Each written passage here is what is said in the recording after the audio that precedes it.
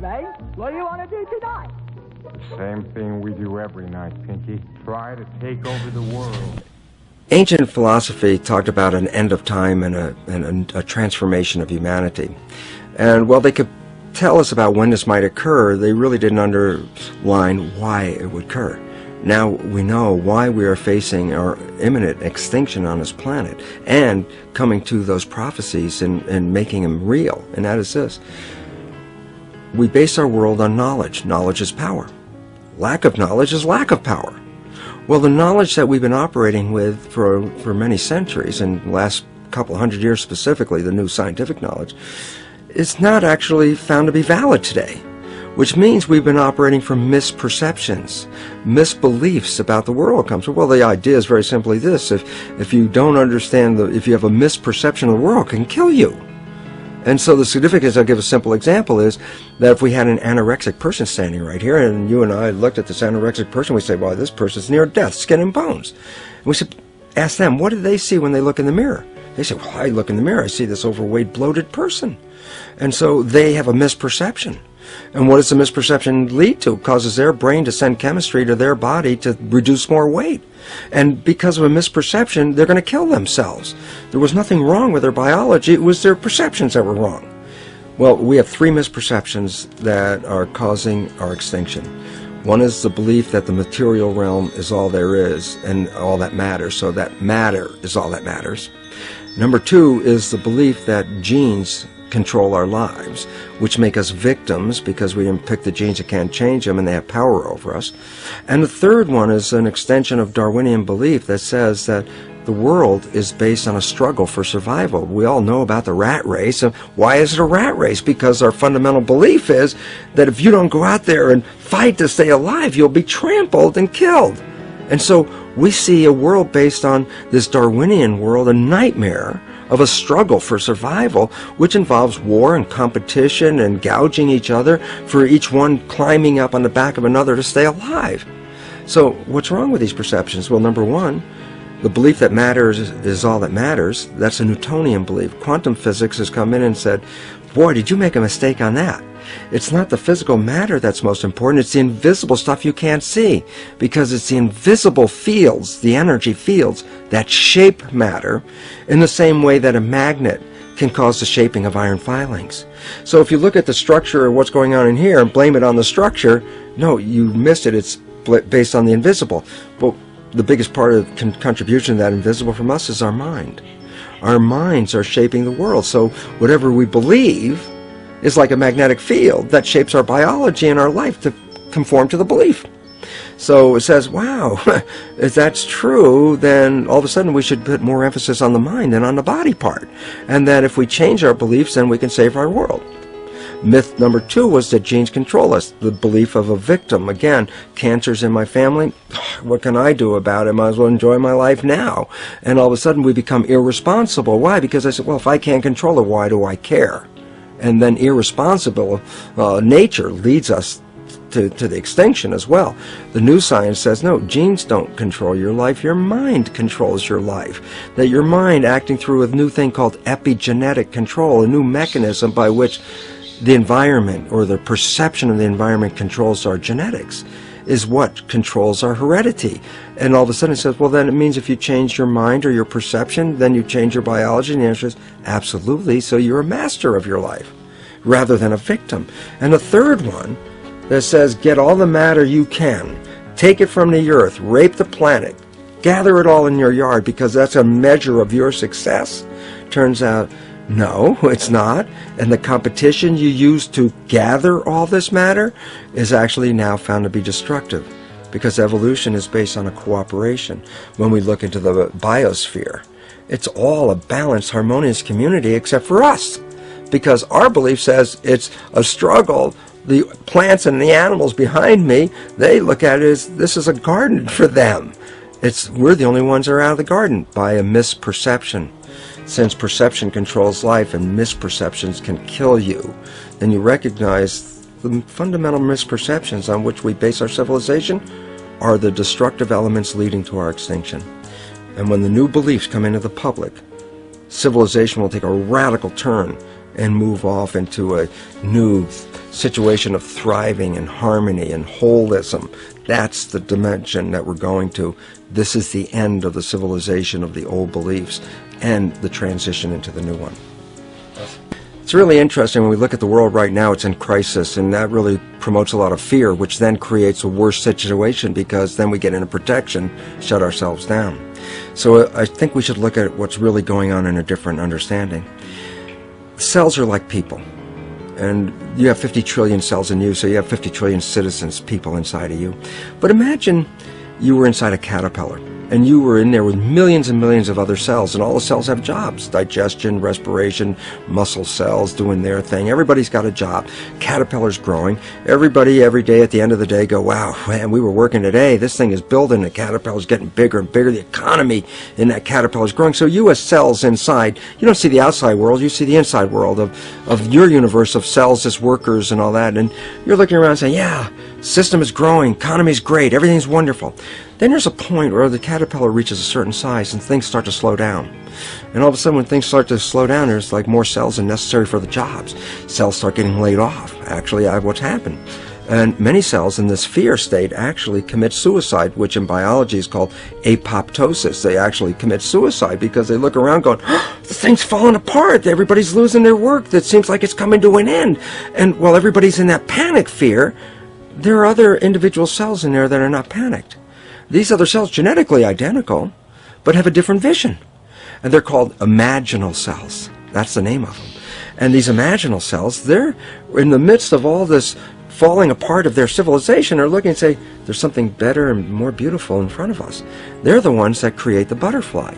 So from the same population that's going down with the caterpillar, many of these imaginal cells, which are the equivalent of cultural creatives, have a new vision for the civilization, saying, wait, restructure this thing. We can restructure this. We can make something far better. What's happening in the world today is the end of the caterpillar. And the imaginal cells are making themselves known with new ideas, new visions, and new ways out, because there is a far better way out. It's not the end at all. And most importantly, it's the young people have to recognize they're the population of imaginal cells, because it's up to them to take what was brought into the civilization and restructure it so that they can build that butterfly civilization that is far more magnificent. So rather than looking at fear, right now, look at this as the moment of opportunity, because there's something so much better on the horizon, but we can only get there by eliminating the structure as it is now, because the structure as it is now is providing for our extinction. And so it's not a bad thing that's happening. It's absolutely quite a wonderful thing that's happening, as long as you decide to be the imaginal cell rather than the cell that commits apoptosis. Why is the myth perception of genes such a problem? And the answer is, if you buy that genes control you, then you buy yourself as a victim. And as soon as you buy yourself as a victim, you let go of your power in creating life.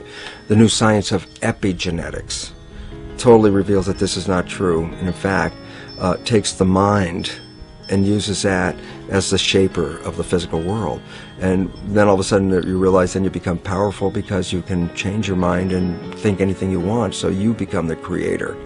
And the third myth perception that is affecting us right now is a Darwinian belief that evolution is based on a struggle for survival, with the fittest being the winners. So that, what does all this lead to? It leads to a belief of materialization, that matter is all there is, that people fight over the matter, because whoever has the most matter wins, according to the Darwinian theory of having the most and being the winner and being the fittest. And it makes a whole world based on competition. And the new science completely undermines that whole thing, because the new science says evolution is based on cooperation. And if you don't cooperate, then the whole thing is lost.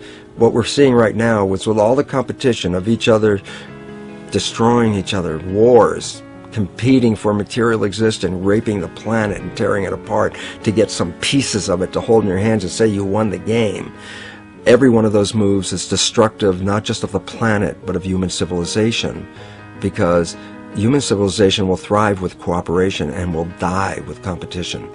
And we're caught up in these three old beliefs, these three old myths, as being truth. And if you operate from these truths, then you end up with the extinction that lies before us. The new understanding from science is that the mind controls the genes rather than the genes controlling the mind. But then we have an issue because we also understand there's two portions of the mind, one called the conscious mind and one called the subconscious mind. And they're very, very different entities. In fact, the conscious mind is the creative mind. It's the one that has your personal identity into it. It does the real thinking. But the conscious mind is the mind that has your wishes and your desires and what you want to make out of life. So if I asked you, what do you want from your life? And you told me, oh, I want wonderful relationships, health, wealth, whatever it is, those answers come from the conscious mind. So that's where that mind will take you. And then there's a subconscious mind. Well, there's no entity in it. The subconscious mind is equivalent of a tape player. It records behaviors, and then at the push of a button plays a behavior. It's automatic. It's a very convenient thing because then we don't have to relearn all the time. Once you know it, you can make a pattern. The problem is that the basic patterns of belief and behavior that are programmed in the subconscious mind came from our teachers, primarily our parents, our family, and our community. We didn't put those programs in there. They're other people's programs. And now neuroscience has told us in the unfolding of our lives, only 5% of our life is controlled by our conscious mind, what we want, and 95% is controlled by the programs. But the programs primarily came from other people, and their beliefs and their wishes don't generally match what we want. So if you're looking at your life, I'm going to tell you every day it's a struggle, with 5% of your time going to where you want to go and 95% of the time controlled by the subconscious with programs from other people that were installed in there. And the problem is, because the subconscious is also the unconscious, it means when those programs are playing, we don't see them. And that means they're invisible to us. And that means 95% of the behaviors that are driving us through life, we don't even see them, even though we did them, but they came from other people. You want to get your power back, then you have to look at those subconscious programs, because science has revealed that virtually most of those programs that get in there, 70% or more of those programs, are really leading to limiting, sabotaging beliefs that are self-destructive. And this is why we can't get out of our own way, because we didn't even see we were in our own way, because we were doing it unconsciously.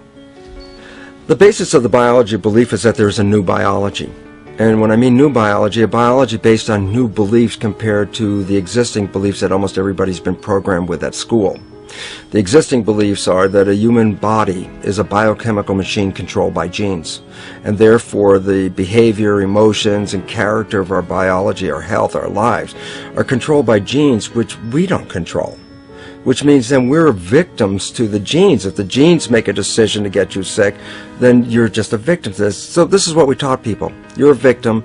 Genes control your life. You didn't pick them. You can't change them. The genes you end up with program what's going to happen. The new biology says a whole new understanding. New biology said, no, genes don't control life. And it's very interesting. One of the experiments that I personally did in my lab is go into a cell and remove the structure called the nucleus. The nucleus is the organelle or structure in a cell that contains the genes.